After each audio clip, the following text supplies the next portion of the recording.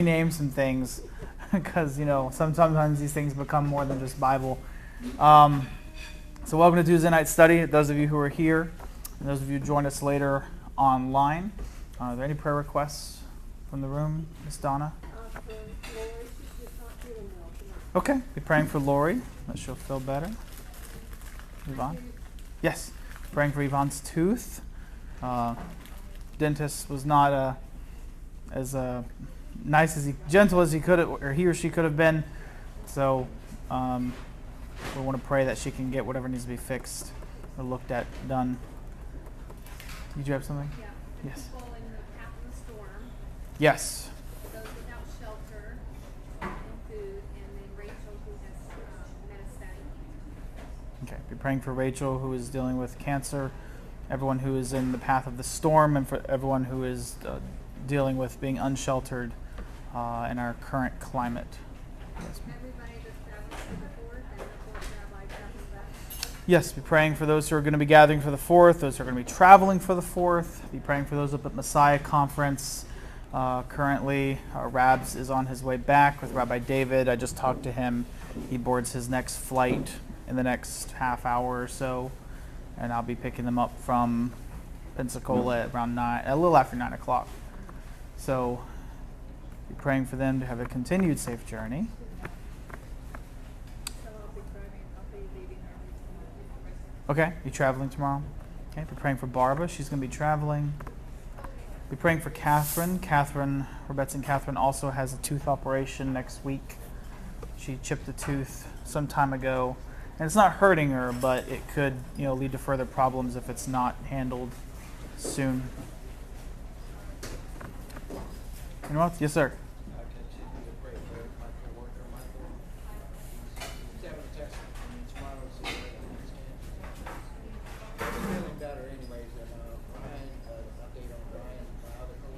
Okay. Okay, so be praying for Michael and Ryan, both. Anyone else? Anything else? Jacob's here, and he's getting better. Oh, good. Adam is down. Okay, so it's his turn. With something unrelated, as far as I can tell. Okay. Chances are always that he gets next. Be praying for Adam to get better soon. Praise God that has it cycled through everyone at this point. I don't know that everyone even was affected. Okay, but I mean, good. With him, I took him out. Gotcha. Okay, well, praise God, he's better. ER certain all that. Yes, I remember. Who? Yes, pray for Leah's mom and your aunt. No, Ann. Her name is Ann. Oh, Anne. Sorry, I thought you said and my aunt. Anne. Okay. Anyone else? Anything else? I'm trying to think if there's anything coming up. Praying for VTS. We continue to prepare for that. The other Sarah and I have Tuesday nights each Wednesday from now until August 7th. Okay. So be praying for Sarah and Sarah. 31st and 1st we have 4 things total within 48 hours, and we're It's all the caffeine. Be praying for both Sarahs that they'll do well in their exams the rest of the summer, and they'll have the time to be able to study and to have clarity of thought as they go through it. Yes, Lincoln? We need to pray for more volunteers for people. Yes. Well, before we pray for more volunteers, I'm going to ask for more volunteers. We do need more people to volunteer for VTS. So if you are even thinking about it, and again, this is mostly those who are online I'm speaking to at this point, because just about everyone in here is involved in some way. If you're even thinking about it, you need to tell us, like yesterday, because we're down to the crunch on making sure people know who they're supposed to be and doing and what for that. So please let us know as soon as possible. But we will continue to pray for volunteers. And not just that we have more volunteers, but for our volunteers, for those for VTS and for those who volunteer throughout the week and on Shabbat. Anything else? No new business? All right. Well, Heavenly Father, we just come before you this evening. We thank you for the food that we've been able to provide and to eat this evening. It's a blessing, Lord, to be able to end the day on a full stomach when we know that that is not often the case in many places. We pray, Lord, that we would be the answer to some of those places and some of those people who struggle to find full stomachs, that we could be the answer to them, especially if they're close by to us and local. We're thankful for that. We're thankful to be able to study and to gather to learn more about your word and the events and history surrounding your word, your people, Eretz Israel. We thank you that we can do so in freedom and without fear of persecution. We pray, Lord, and lift up all of the names of those that we've mentioned tonight, whether they be recovering from sickness, whether they be battling cancer or illness or injury or having operations, whether that be on teeth or other parts of their bodies. They would come through those operations. They would be done with wisdom and skill at the hand of doctors and dentists, and that we would see quick recoveries from everyone. They would be back in our midst, again, able to participate not only in the worship, Lord, but in the study and in the growing of knowledge and understanding. Lord, we pray for those who are continuing to go to school this summer, the Sarahs who have exams, that they would be able to pass all of their exams. They would have the time to study, to learn, to apply themselves, to be able to feel comfortable going in with clarity of thought into these exams during their labs. We pray for those who are traveling for the holidays. We just ask that you would bring Rabbi Eric and Rabbi David back safely to us, and that we would get them back safely tonight, that they would both, Rabbi David would have a safe rest of the journey back to the Daphne area. We pray for those who are at Messiah Conference, those who are gathered this evening, even as we speak now, to worship you, and that as they worship and fellowship, they would be blessed, and that as they return to their communities, no matter the size, they would be able to bring that spirit of blessing back to their people, back in their homes. And Lord, we thank you for this day, and we look eagerly forward to tomorrow and the good works that you've prepared for us to do in it. In Yeshua's name, amen. All right, so tonight we're doing, like all the others, a brief overview of the War of 1948. So this will be wrapping up our very delayed series on the foundation of the modern state of Israel. And so this is a fascinating topic for me, mostly just because there's this is kind of the beginning of the Cold War era, and the more you read about this period in history, there are several countries that attempt to establish themselves as sovereign states around the world, namely because the major world empires are breaking up and ceding territory back to the indigenous populations. Britain's empire is certainly coming apart at this point, willingly in most cases. They're actually just giving back the territories. The same thing happens here. Britain doesn't fight to retain control of the Mandate Palestine. It actually attempts to leave it as peaceably as possible, and it, of course, a whole war comes out of their leaving. But there are countries like Rhodesia, for example, in Africa. Rhodesia, in many ways, does the same thing. It strikes out at establishing itself as a sovereign nation, succeeds tactically in every way, wins many conflicts. For those of us who have served in the armed forces, Rhodesian light infantry, the Sela Scouts, many of those units are studied for their effectiveness. They were very efficient at what they did. However, the country was a strategic failure. So you can succeed and fail at the same time. And so the country fell apart and is no longer there today.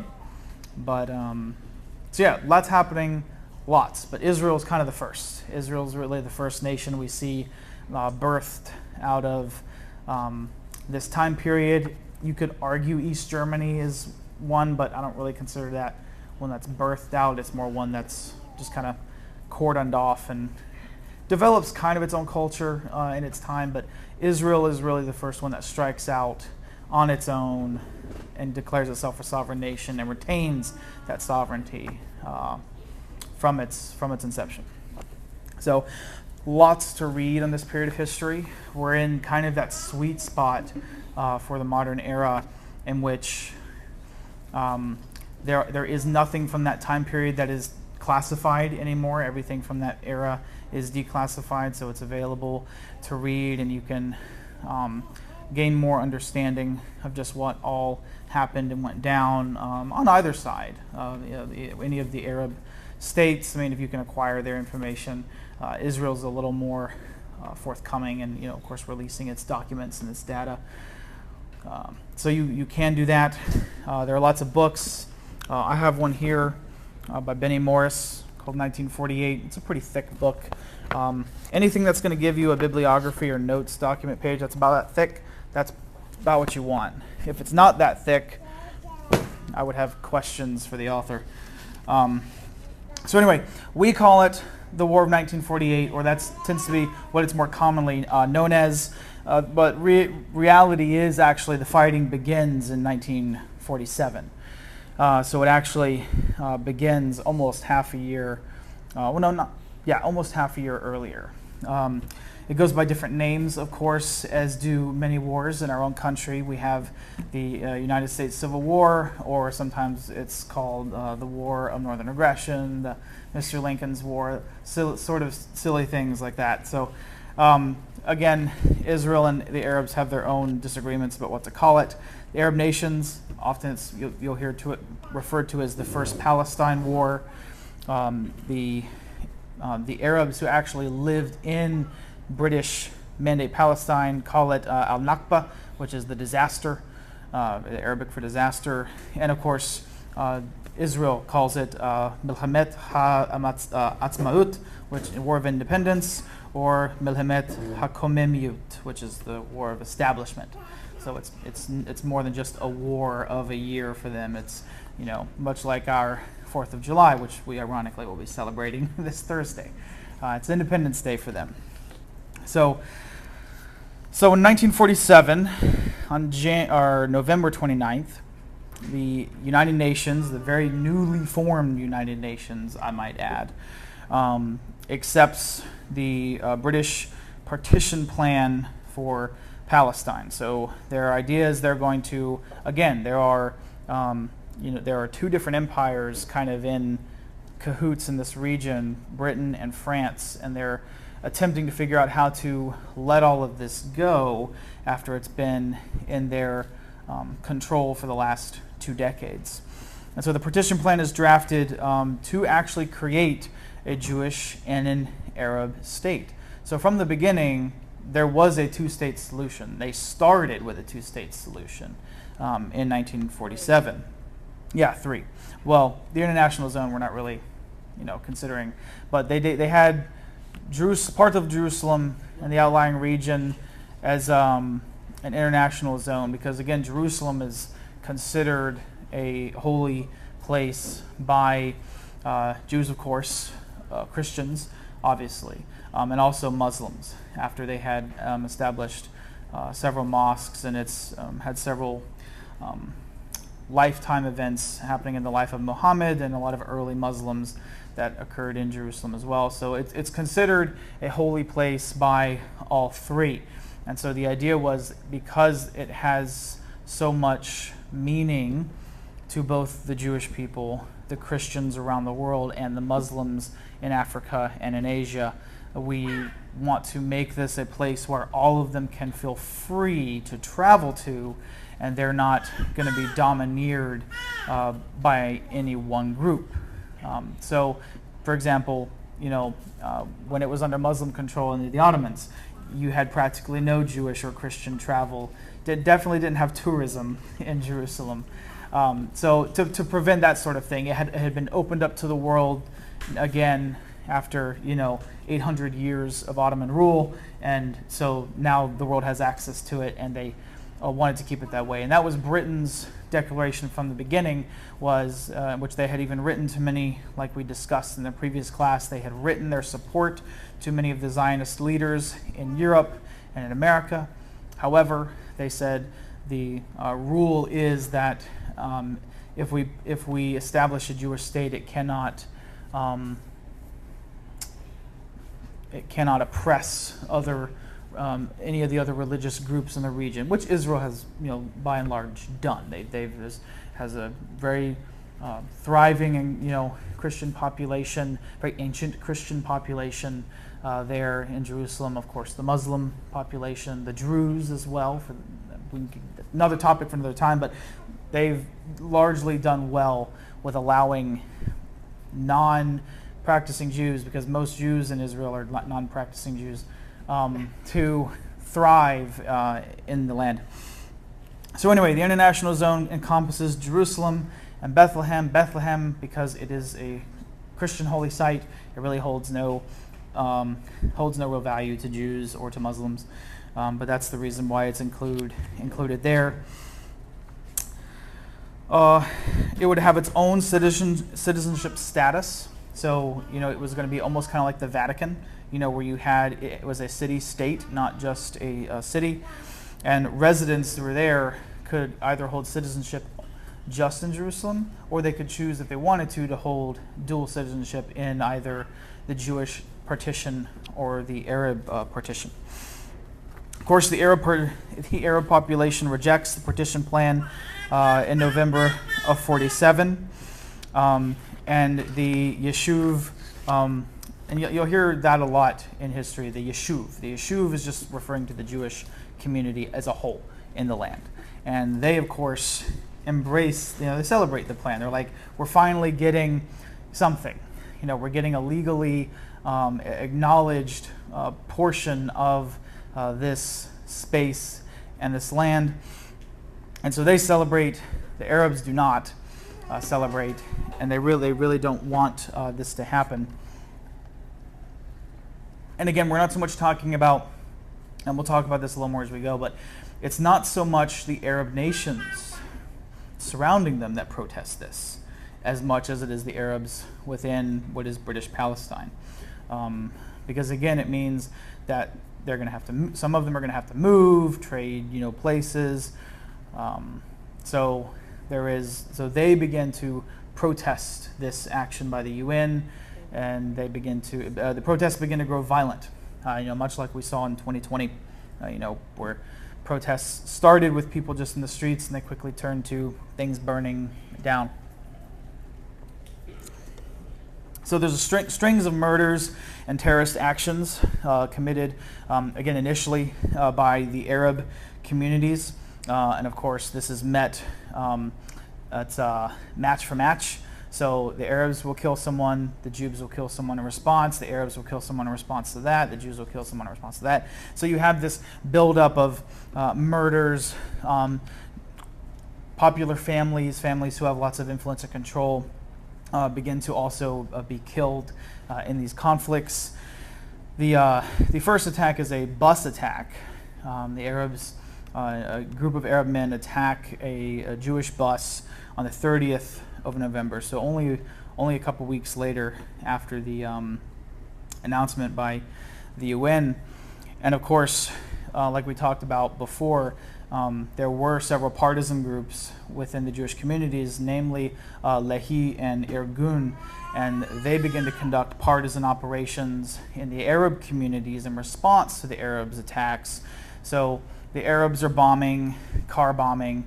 Lehi and Irgun are also car bombing and throwing bombs into crowds of Arab working class men. So it becomes this very pressurized and violent space to be in.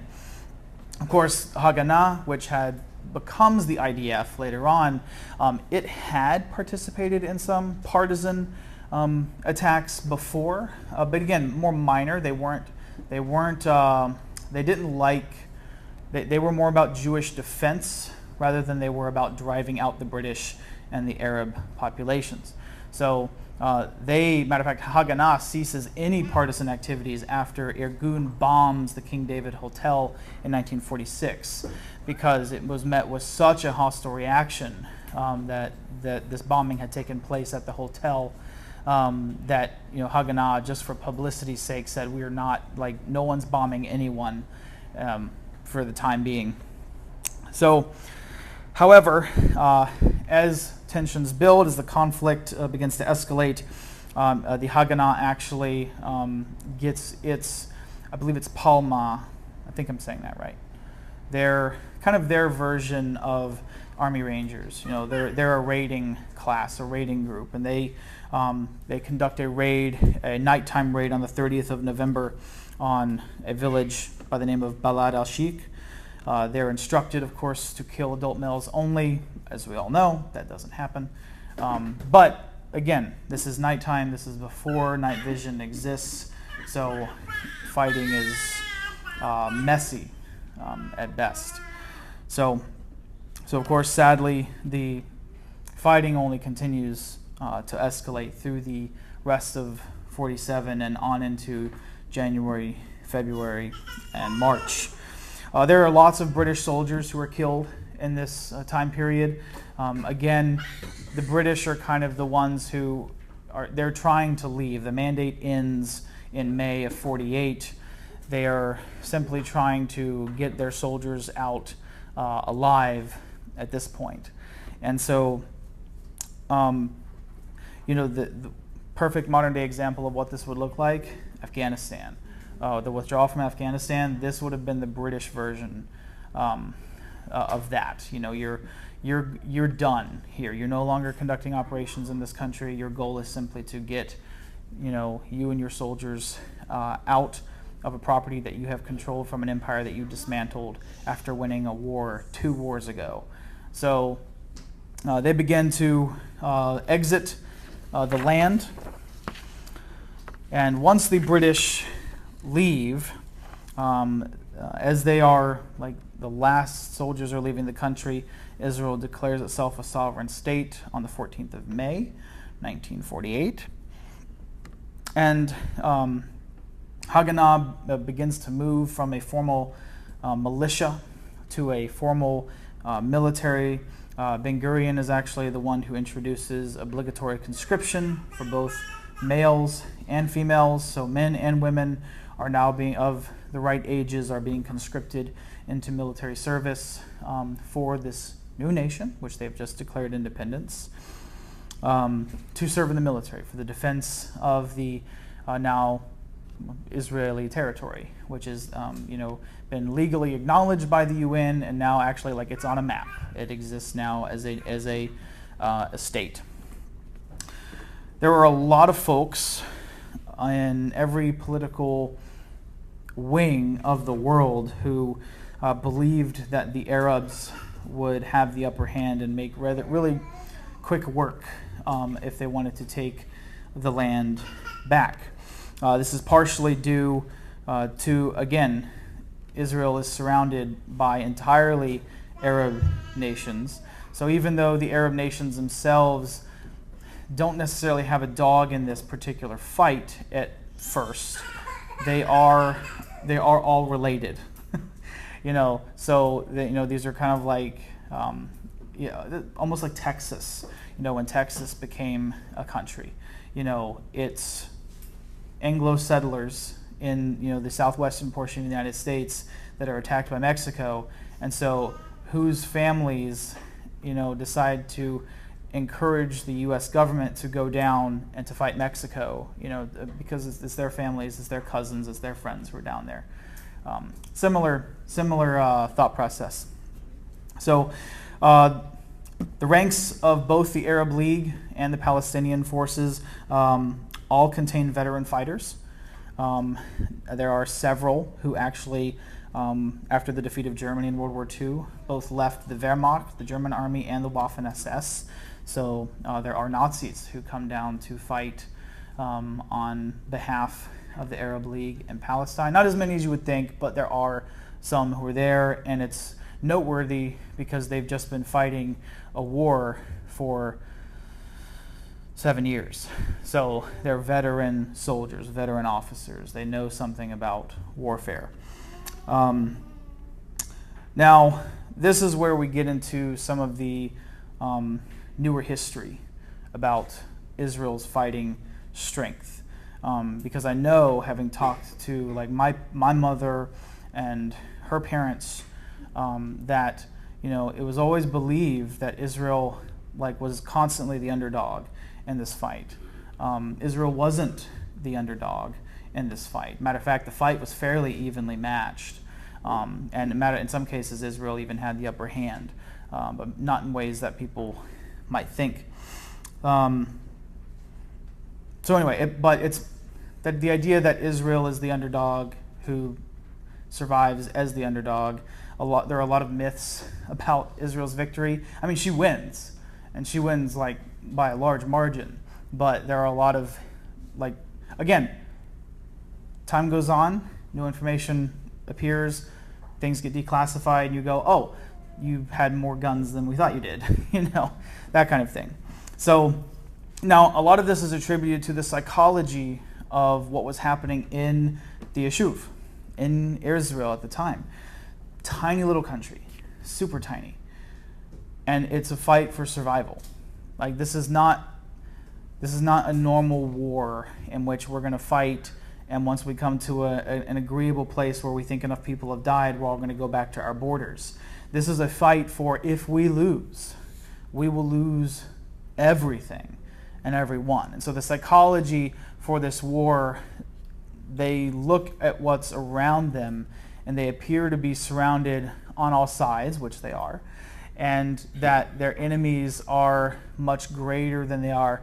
And I think it's great that we're having this class tonight after we just read the Torah Parsha about, when they go into the land, they're like, we were but grasshoppers in their eyes, and, oh, they're so much bigger and greater than us. What can we do against them? But yeah, so Israel really grasps hold of the burn the ships mentality. There's no turning back. It's either we stand and fight, or we lose everything. And so, but again, Israel was not this little wimpy country that couldn't stand him. And even Ben Gurion discredits a lot of the myths that come out of Israel's victory later on. Fact was, Israel had the support of financial sympathizers throughout Europe, and of course the U.S. at this point. And of course, after the Holocaust, an even greater amount of financial support come out of these countries. They have direct weapon shipments that come from both the Soviet Union and France. Both countries that, France France has stockpiles of weapons from the First World War. Russia, we still can buy weapons today from the Second World War that Russia has stockpiled.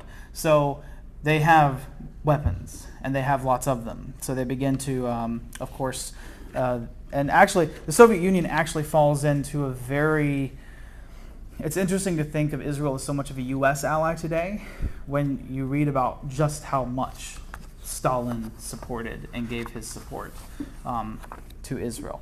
Of course, again, they were hoping that Israel would become this communist, nation, which in many practical ways they were. They were their politics and their sociologies in Israel at the time, the kibbutzim, which practically made up most of the Jewish population, were very communistic. So it proved hopeful to the communist empire that we will have someone else on our side.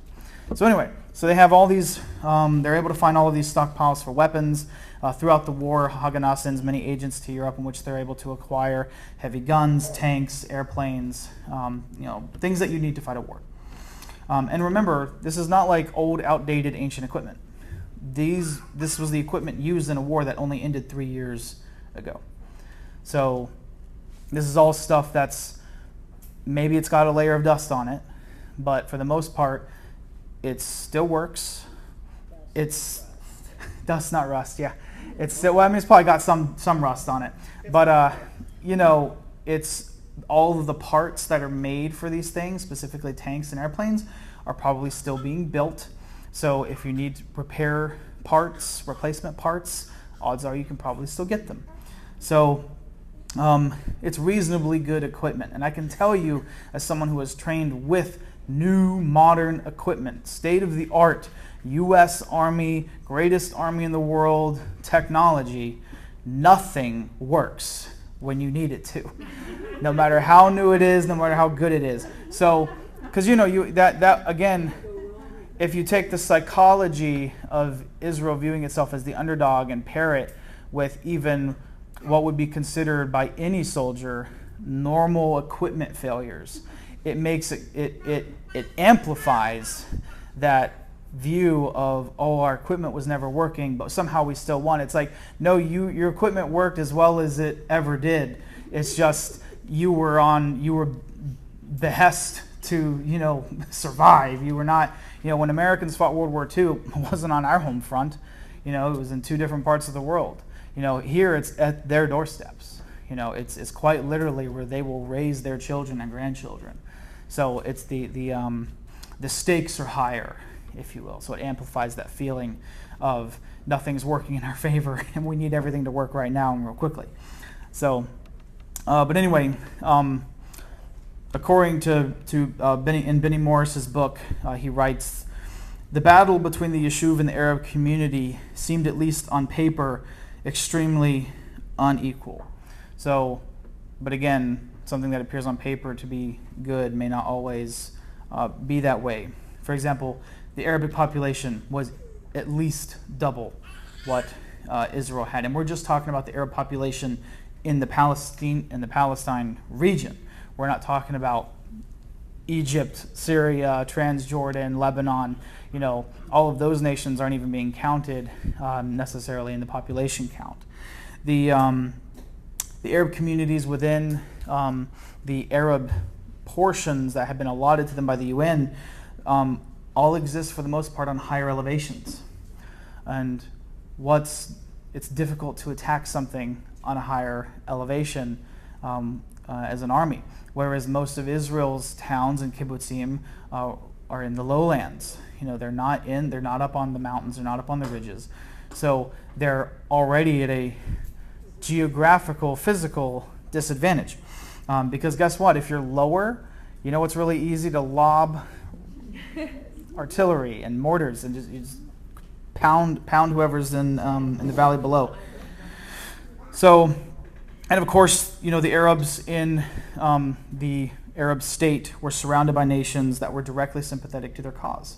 Whereas all of the nations that are directly sympathetic to Israel's cause are hundreds, if not thousands of miles away, across the ocean, across the sea, over the Caucasus Mountains. They're nowhere near Israel and able to provide direct physical support. Even the weapons that come through from Russia and France have to take the long journey. Russia sends them through Czechoslovakia mostly. France actually sends them labeled as a shipment to Africa.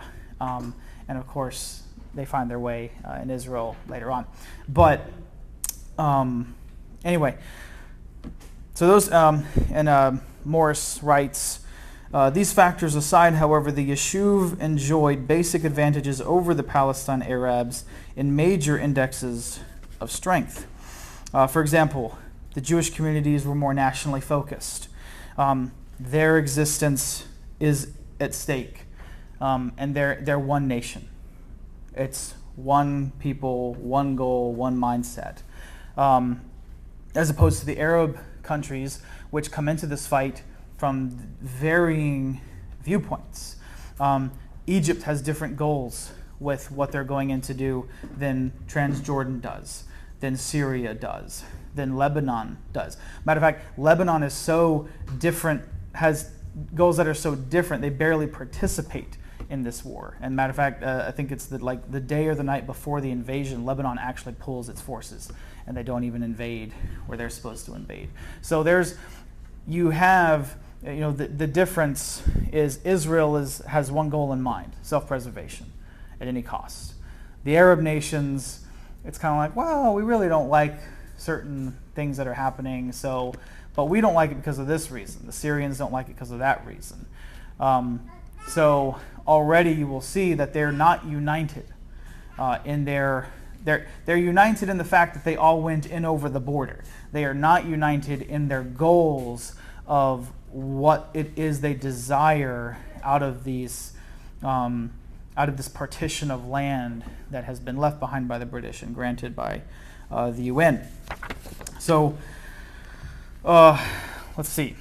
Yeah, so the national focus that Israel had, again, it allows them to build up an intense, very motivating morale amongst its own fighters. They're more industrially minded.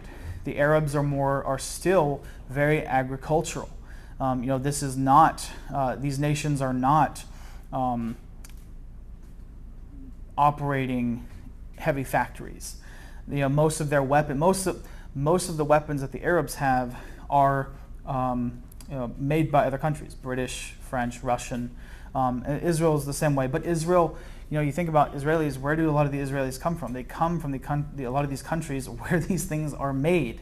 They come from being factory workers, or if they've lived there long enough now, are descendants of factory workers. So their whole mindset is able to shift gear into, we need to have factories. We need to be able to produce our own ammunition, our own guns, our own tanks, our own planes, our own fuel, and be self-sustainable.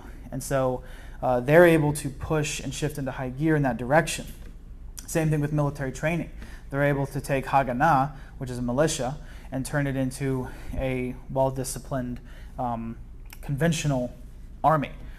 Something by the end of the war that exists, as a force that's to be reckoned with, with the Arab forces. And they're also able to command the most important aspect of the battlefield, which is command and control. They have, again, one goal, one singular purpose. They're able to,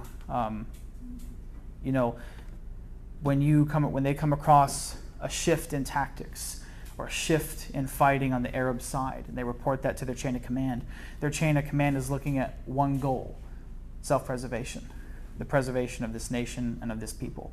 The Arab armies, when they look at a shift in fighting or shift in battle, they have to then look at, well, whose agenda does this affect with this shift in fighting? Do we push forward, or do we hunker down? Do we hunker down, or do we pick up and move back a bit in pace and let this other army and this other general come through? So it's not as the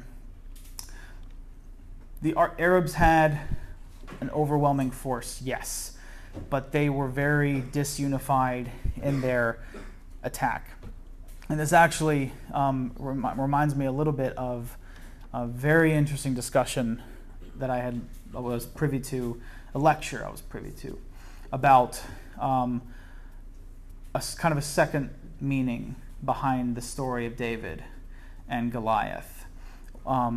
They had taken several psychologists and doctors and had analyzed, just from the texts and from the legends about Goliath, that Goliath likely suffered from some sort of mental disorder. It's why he has a man with him, leading him. He's not, he was likely partially blind and deaf and dumb, but he was big. And so his thing was your enemies may not always be as formidable. And this was the lecture was getting to that point, was there may be something underneath the opposition you're facing, whether it's a person, an enemy force, or an obstacle in life that is underlying that you can only see the major obstacle, but it may not be as much of an obstacle as you think. And it changes nothing about the story, because Goliath himself really doesn't do any fighting. David kills him, and it's a blow to the morale of the Philistines and an increase in morale for the armies of the Israelites. So the thing that is important in that story remains whether or not he was, blind and dumb, or he was, in fact, quite a warrior of prowess. The same event happens. So, but anyway, it was an interesting thought, and I thought, oh my gosh, that directly ties into the war Israel has with what looks to be this obstacle of sheer size and indestructibility. And God has already set it up to where it's nothing. These armies fall apart, almost at the push of a, pushing over like a straw man. So, but anyway, Morris also goes on to say, despite the demographic tilt, again, Arabs, and just in Palestine, outnumber the Jews 2-1. Despite the tilt, the Yishuv had a disproportionate number of army-aged males. So Israel's population is a overwhelming majority of military-aged fighting males. Because during the 1930s and 40s, Zionist leadership in the Yishuv had taken care, as a matter of policy, to ship to the region legally and illegally young, fit males deemed good pioneering material. So this was all done on purpose. Israel is not on its heels, caught off guard. Israel has been preparing for exactly this possibility since the 30s. And again, there's no way they could have known exactly how it was going to happen, but they understand that it could. And of course, that's the lesson they ultimately all learn in the Holocaust, is that no one is coming to help us. We are on our own.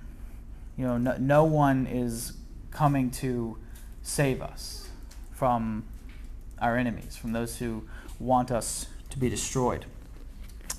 So, Jewish communities in Israel also tended to be more literate than their Arab neighbors, which means they could be organized in a faster way. You can publish reading material, messages, and things, and so they're able to, what's it called? I forget what they're called. Telegrams, yes, thank you. So you're able to communicate a lot faster. They're educated and intelligent very quickly. So and it's not that Arabs aren't. That's not what we're saying. But when you are educated, at least, so for example, I have members of my family that never made it beyond an 8th grade education. They weren't dumb, but there were things that I definitely knew that they did not know, or there were things I could think about that they just didn't have the capacity to. And it's not that they didn't have the capacity to, they just had not been taught to have the capacity to. Anyone can be taught to have the capacity for that. Yes, the foundation. They didn't have foundation.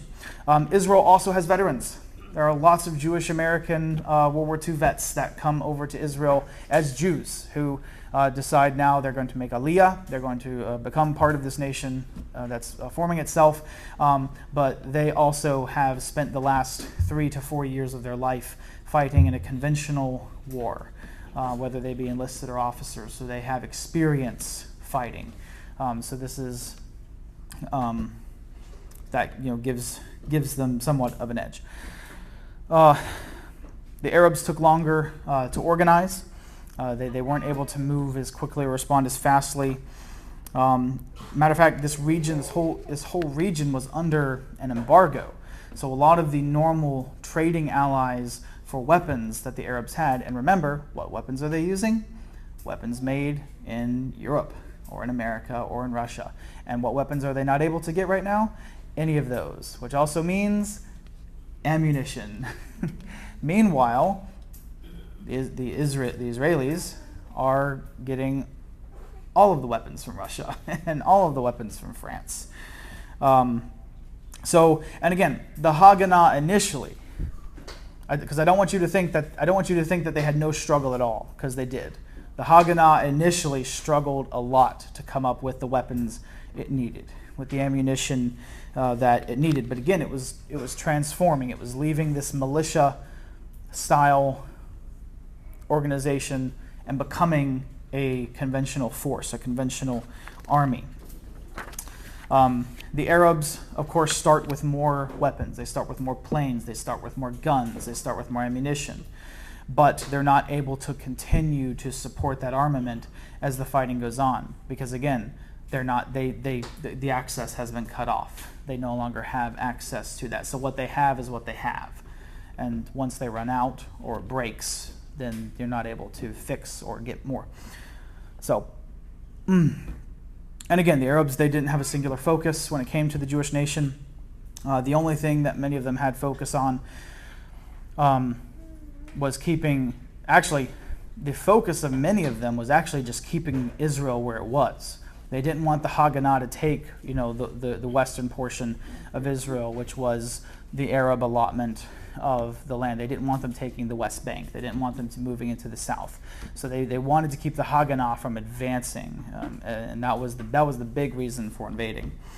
So anyway, I was reading actually in the Jewish Virtual Library talks about that, many of these nations were drawn into the war against their better judgment, against their will. A lot of them actually did not want to have this fight.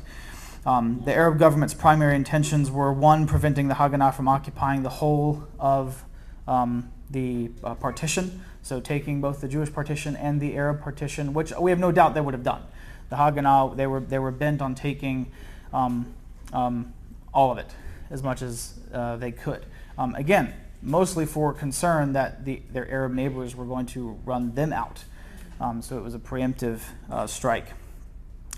Two, the nations were determined to save the Arabs that lived within the region from ruin.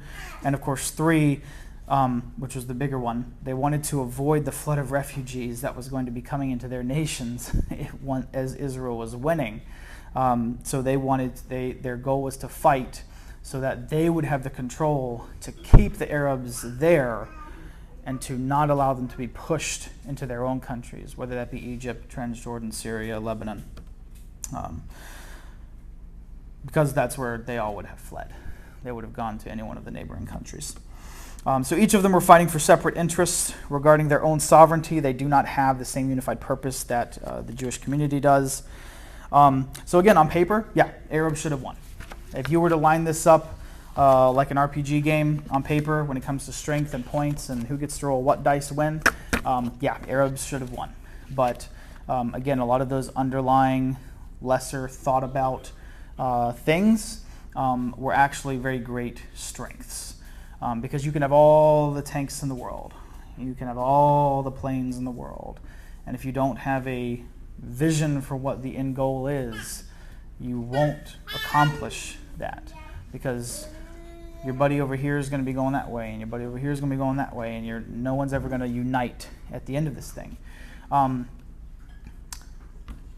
We've witnessed that here today in our own modern world. When I was in the Army, we were transitioning out of the Afghanistan, Taliban, guerrilla warfare, anti-insurgency, to readying the Army again for conventional fights against China and Russia. I spent an unhealthy amount of time studying Russian equipment and the shapes of Russian tanks and the shapes of their rounds and their weapons and how to recognize what it did and what it was capable of.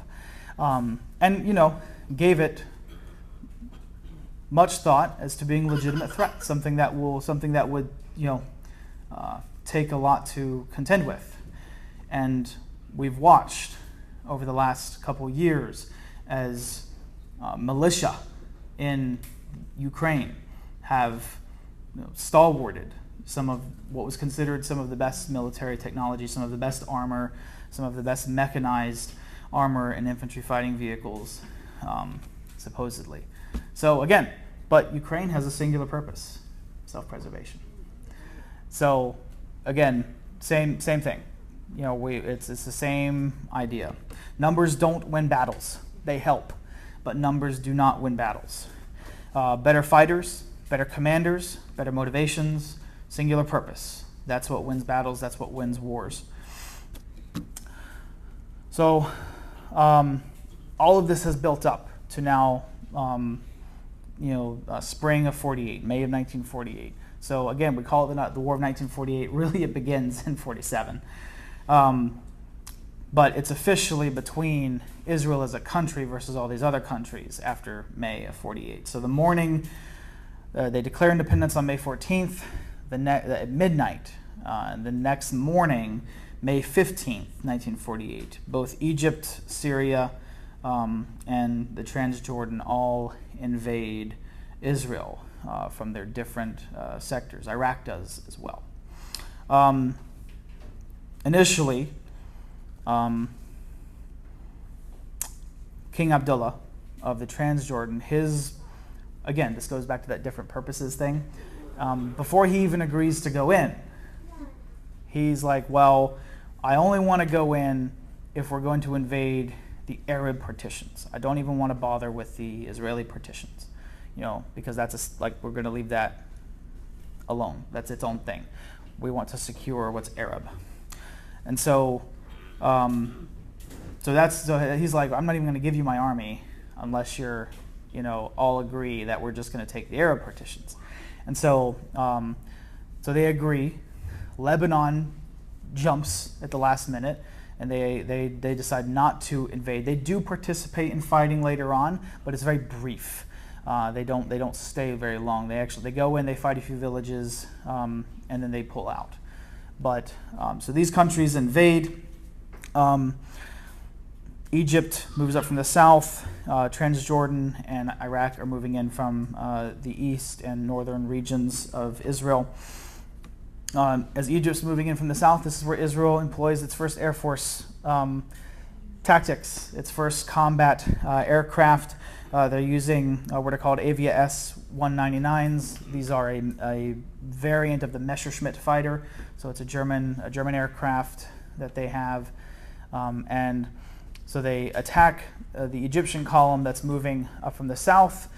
They scatter it. They're able to kind of throw it into disarray. It loses its momentum on the push into the land. By the time it actually gets reorganized, I believe one pilot does get killed, so they do lose a couple aircraft and a pilot. But this is Israel's first as a nation, as first Air Force assault, and it's successful.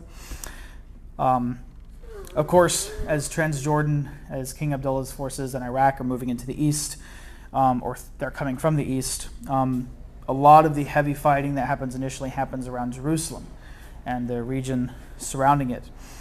Jordan actually cuts off Israeli supplies into Jerusalem, so they surround it and cut it off from supplies. And they're able to lay it to siege. They begin to bombard it with artillery. I'm trying to remember, there's several days where they're bombarding it with artillery. Records show that it was upwards of 10,000 shells a day for several days. So, Jerusalem has been, since the 1940s, has had shells dropped on it from time to time. And again, this is, of course, trying to just weaken the Israeli resistance inside. And as the Arab Legion enters in, they begin fighting house to house. They eventually do take the city. The Arab Legion, they finish taking the city on the 28th of May, and it's from that point that the Arab Legion, the Arab League is different from the Arab Palestinians. They're both fighting, but they're different forces. And actually, once they finish taking Jerusalem, the Arab League rounds up Jewish citizens and escorts them out of the city to kick them out, because they don't want the Arab Palestinians to get to them, because the Arab Palestinians wanted to massacre them. And so the Arab League escorts them and just kicks them out of the city and makes them go on their way. And of course, there were massacres that happened, so don't think that didn't happen. It did. There's several recorded massacres in Israel's war, conducted both by Arabs and Haganah. So, but the thing is, you study war. War is very rarely black and white. Very rarely black and white. I can think of the only wars I would consider black and white is when God tells Israel to take Canaan. That's the only one I would really consider to be black and white, because most of Israel's wars after that are unnecessary and are due largely to Israel's disobedience, not because they're on some valiant quest to, obey God. So, again, there are both good and evil people acting on behalf of the Arab nations and Israel. And that's, thankfully well recorded for us to learn from, to understand that, even the things we appreciate, whether it be Israel or even our own country, for example, have done things in their conquests that, as followers of Messiah, we would not approve of. And again, that's an important distinction to be made, because I think evangelical Christians, and that's a big portion of evangelicals, they look to things like Israel as if Israel can do no wrong, where the reality is, Israel's done plenty of things wrong. Read about Mossad, they've plenty of things that I would not, as a follower of Messiah, would not want to be associated with. But they're also their own country, and they have a right to self-preservation and a right to sovereignty, to protect their own people. And so that's what a lot of people today don't get about the thing with October 7th, is they get angry at Israel for defending itself and going after its own citizens to retrieve them, when it's like they're their own country. They have the right to protect their own people. What kind of country would they be if they didn't? So anyway, again, as I was reading about this, I thought that was important to note, that the Arab League were not just going through and butchering everyone, but there were times in which they actually acted to protect Jews and to keep them out of harm's way from the Arab Palestinians who were actively looking to kill Jews because of the politics of the time. Iraq is moving in on the western banks of the Jordan. Is largely unsuccessful in its push into western Israel. Largely it's stalled in its tracks. The Syrian army is stopped in the north eventually. And Syria is actually one that comes in with a lot of tanks. So a lot of armor comes in from the northeast with Syria. And again, this is before Israel has begun to amass all the weapons that it needs. So they're defeating tanks with things like Molotov cocktails and grenades. And there's one unit up in this region in a kibbutz that have one anti-tank. It's a mortar, really, is what it is, but they have one anti-tank weapon. One. And they managed to defeat several of these tanks, stalling the Syrian advance.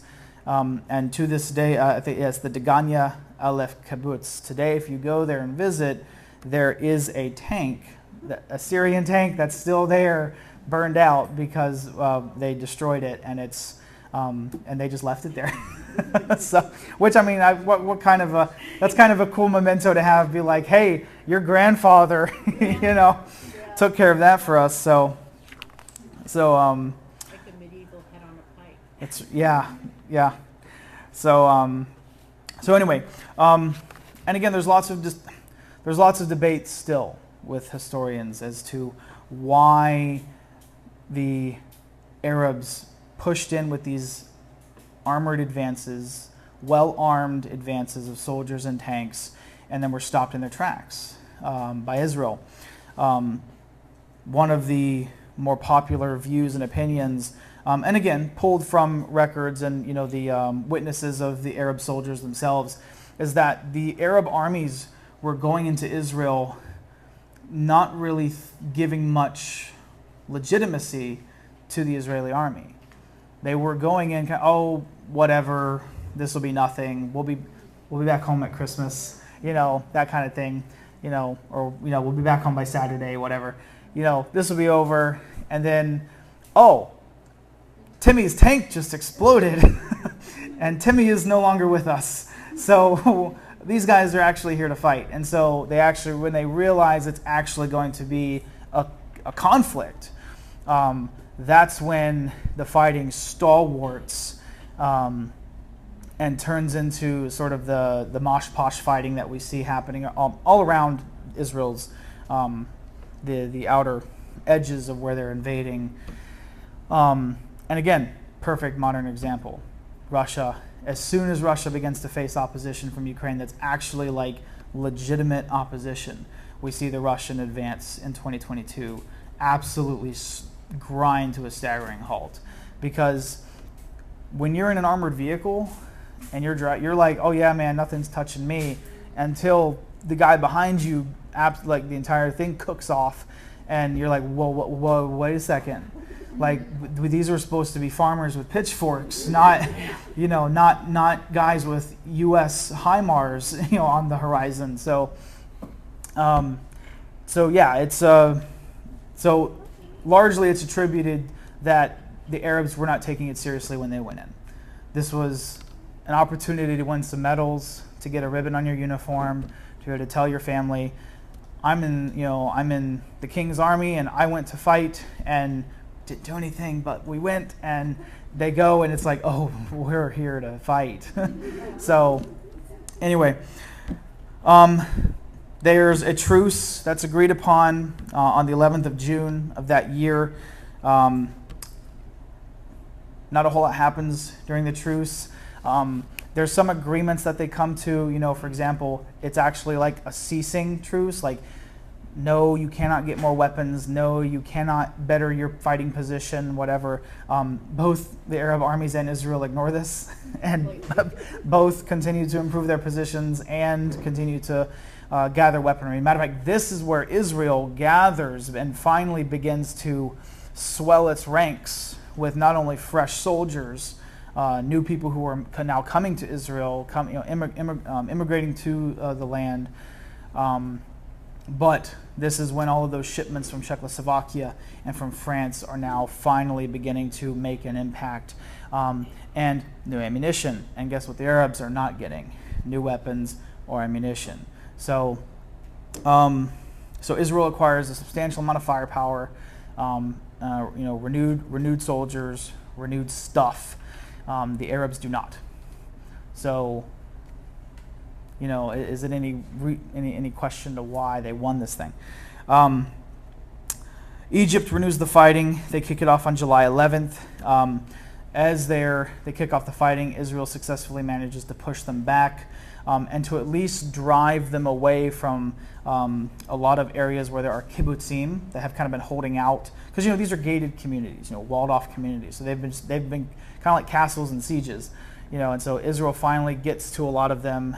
They're able to now not only be freed, but they're actually able to come out and join the fight, like as frontline soldiers. So the momentum of the war begins to shift at this point.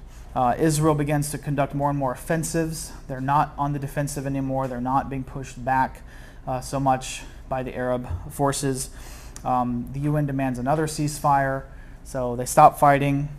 They start that, so they have there's 10 days of fighting, and they stop again. The UN, of course, pushes to end the war by getting them to agree.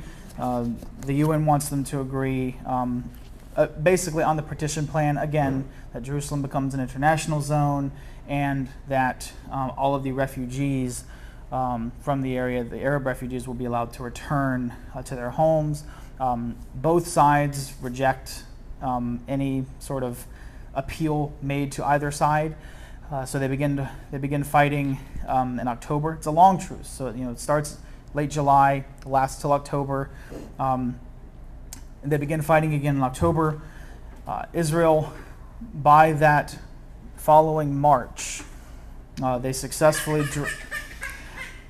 she's fine. No, you're fine. The truce ends. They begin fighting, and Israel successfully drives out the Arab League finally. So they finally drive out all of the invading armies from the land. And it's at this point, or during the truce, Israel's provisional government had been discussing at that point, we need to not cede any territory after we win this thing. So any land that they conquer, whether or not it was part of the original partition or not, that's now ours. So even if it was a part of the UN's partition for the Arab state, if we conquered it, pushing the Arab forces out, it belongs to us now. So let's see. Yeah, it's on the 10th of March, 1949, that and all of you have seen that famous picture of them raising the Israeli flag in the Negev. It's when they raised that flag in the southernmost point of the Negev region that the official fighting is it ended. They finish the actual fighting. Then it's not until later they spend from March to July getting the other countries to sign armistice agreements. So each, you have, I think it's Egypt that signs in April. Someone signs in May. I think it's the Transjordan that's the last to sign, and they sign in July 20th, 1949. So they spend from March to July signing treaties. And again, there are armistice agreements. So the war is not technically over. It's just we're not killing each other right now. And that's where the War of Independence ends.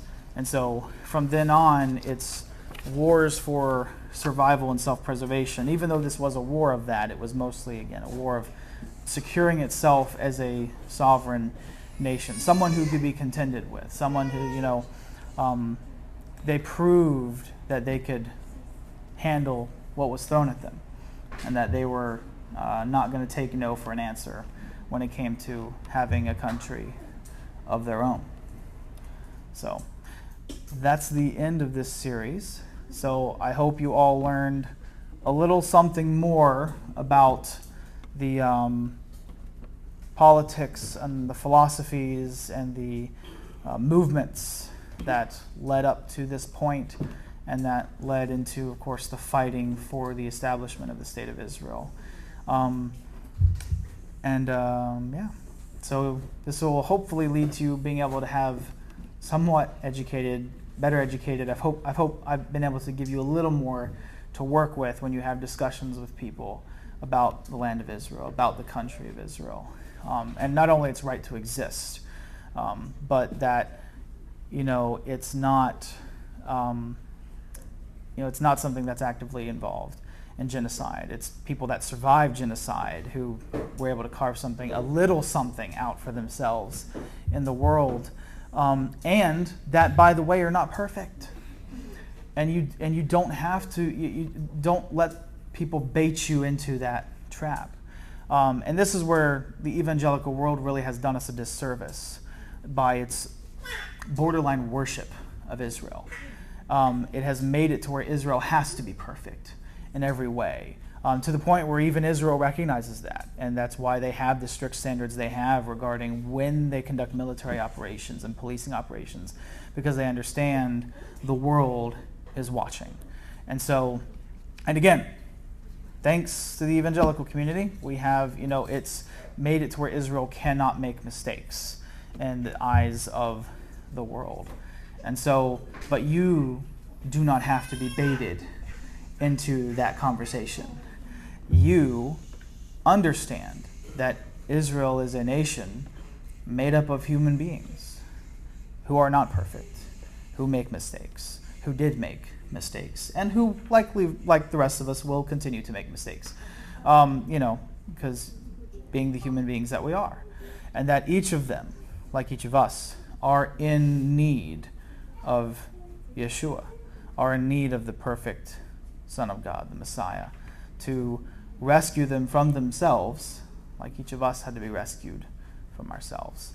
And that's why so much of the Messianic movement exists to be what it is, which is to bring the gospel to the Jewish people.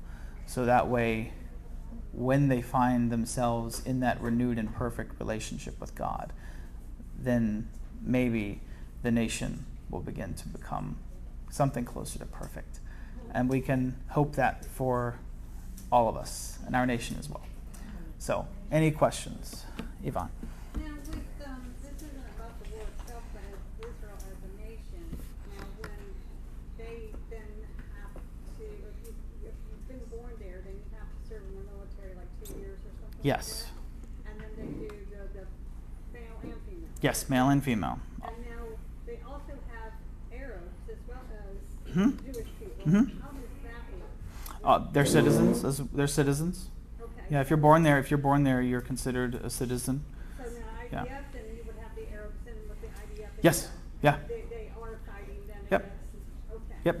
There are Arabs who serve in the IDF. There are Druze who serve in the IDF. So yeah, I mean, there's Gentiles who serve in the IDF. Yeah, which I mean, technically Arabs are Gentiles, but when I say Gentiles, I'm speaking of non-Semitic peoples. There are non-Semitic Gentiles who also serve in Israel and the IDF and the government. There are Ethiopians So who. there'd also be Palestinians then, correct? It depends on what you mean by that. If you're talking about people who have been there for generations, yes, because that's the other part of that conversation that has to be acknowledged. Is there? Yes, there are Arab families there who have been there for 10 generations or more. There are Christian Arabs, Christian Semitic families that have lived there for centuries, and they would all be part of Israel. They would all serve in the army or the navy, whichever portion of the IDF, and they're Israelis. They're citizens. Yeah, it's not Jews only. Now it's Jews mostly, but yeah. So. What was the religious atmosphere during the late 47 and 48? How was that involved? So, kind of a mix. So Miss Donna was asking the question, what was the religious atmosphere at the time? It's kind of a mix. Because obviously you have Orthodox Jews who have been there. You have the Yemenite Jews who have been there for decades, for generations. Either who never left or came back. Well before all of this happened. You have, of course, there's Christian churches there that have been there longer than any of the people were there in the 1900s. So you have this very blended community of. Actually, there's video footage, old video footage. Someone set up one of those old cameras on a street, and you see in just that one shot, you see several Arab men, who some who were dressed non-Muslim, some who were dressed more Muslim. You have, of course, several Eastern Orthodox priests who are walking through the area, as well as several very Orthodox-looking Jews. So that's why they were able. The UN was able to say, well, we could make this an international city, kind of appealing to Jews, Muslims, and Christians, because all three of those groups were very heavily present there. So yeah, kind of a mixed bag. And again, the thing that we don't think about too, because most people think Jews, they think people practicing Judaism. Most of the people moving to Israel in this time period were not religious Jews. Again, like kind of what we talked about in the past couple of classes, most of the Zionists were not religious Jews. And if they were culturally religious. So whether or not they actually had a relationship with God, don't know. That's I can never know that. But they were not so much involved in the desiring God aspect as they were. I want to be in alignment with my Jewish people, because it's my Jewish people that are suffering and need to establish themselves as a people, as a nation. So a mixed bag. Yes, ma'am.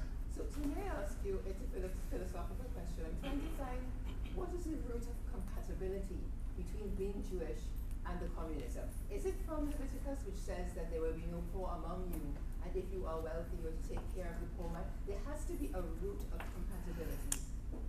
Is that where it's coming from? It's a philosophical question, because I can't understand how, if you see yourself as identified as a chosen people who have, come out of captivity and stuff. Right. Where is the communism? Where is that nexus? So psychologically, where is it? Brenda's question is, where do we see the compatibility between Judaism and communism? Yes. Because we see those two very closely linked together, not only in Israel, but in Europe, particularly. Someone in America, yeah. But I'm thinking more pre-Israel. So yeah, it definitely is today, absolutely.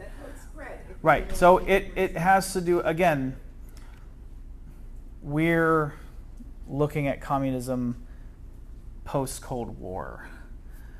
there are aspects of communism that are very godly. Yes. The idea of being in a community where all things are shared, if someone needs something, you give it, or you find a way to find that way that person doesn't go without need, like a kibbutz, Book of Acts. The early believing community was very tight knit, very close, and made sure that everyone had what they needed. No one, because there really is no need to go without. So it's a very Jewish thing. It's a very Christian thing.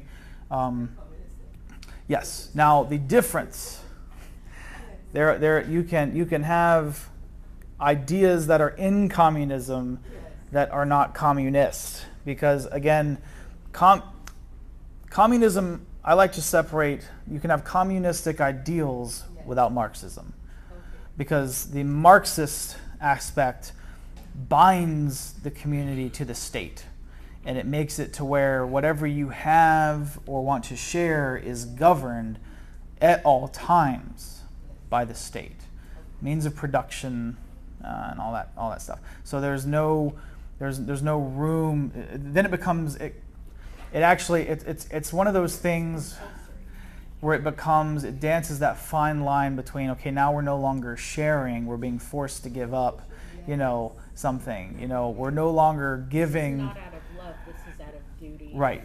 It's not out of, and to a degree, there's not something that's bad. Duty is not a bad thing, but when it's under compulsion of the state, under the threat of violence, then it becomes something that is no longer what we see in Acts 2, or when we see God telling us to care for the poor and the widow, the orphan. It becomes something distant from that, and now it is aligned firmly with the power and authority of the state, particularly one that is atheistic.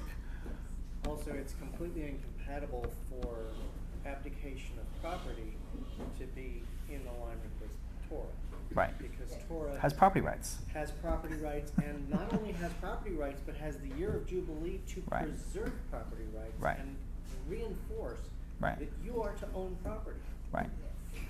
So So that's where there again, there's and it's where we get in these like fearful, and that's why I had this conversation with some of the ladies in the office today. And don't let me hold you up if you need to go. I'm just babbling at this point. I had this discussion with the ladies in the office today because most people know me. I'm very anti-conspiracy theorist. Not because I believe the government's out here just batting 1,000, because I've worked for the government and I can tell you they are not batting 1,000. So it's not because of that. I absolutely believe there are heinous things done behind closed doors, planned behind closed doors. The problem is most conspiracy theories that most people run into today have their roots in anti-Jewish thought and sentiment, and anti-Semitism. And that's why I have no desire to be a part of them. The communist thing. Again, we are only so many years removed from the Cold War, in which if you were accused of being a communist, you could go to jail. There was not too long ago where you would have been considered an enemy of the state if you were an active and known communist. So when people begin to associate and accuse Jews of being communists and the spreaders of Bolshevism and Marxism, and because again, there are lots of secular Jewish people who are like Rivka was talking about, who were very actually communists, like actually Marxists, who were very liberal in their. They were secular. They were atheists. They weren't. Again, it comes from this weird place of we think Jewish, we think religious and godly, when that is in many cases not the case. So it's an ethnicity. It's not doesn't necessarily mean that someone is actually pursuing or wrestling with God, which is a shame because that's what Israel means. So a lot of conspiracy theories are birthed out of the communist-Jewish relationship observation, and it's taken to levels that are, in my opinion, quite evil. Blood libel, Protocols of the Elders of Zion, those sorts of things. And if you actually follow a lot of the theories that exist today, a lot of them end up having their roots in a lot of that stuff. Some of them are legitimate, but you have to be careful, because a lot of the people that like to latch on to that kind of stuff, they're also the kind of people who won't bat an eye to latching on to the anti-Jewish part of it as well. And I have no desire to be a part of that. So. Who has time to chase down fakes when we have hardly any time to Right. find the real I'm thing? too busy chasing out the fake in my own life to be concerned about the fake in the rest of the world. Yeah. So, but anyway, Study the real. that will end us for tonight. Thank you for attending. I hope you all learned something. And we will continue